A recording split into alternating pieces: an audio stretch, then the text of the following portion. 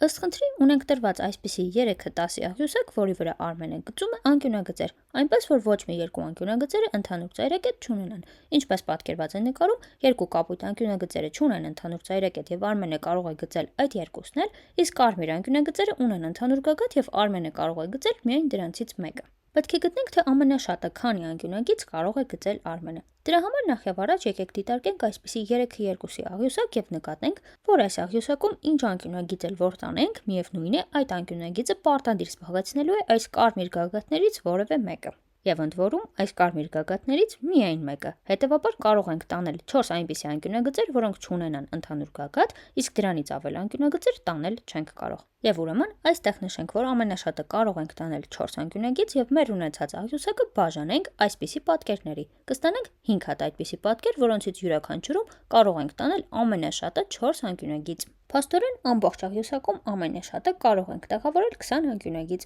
Եվ համոզվելու համար եկեք դիտարկենք նաև այդպիսի մի օրինակ։ Իրոք կարողացել ենք տանել 20 անկյունագիծ, որոնք չունեն ընդհանուր ծայրակետեր, եւ դրանից ավել այլևս տանել չենք կարող։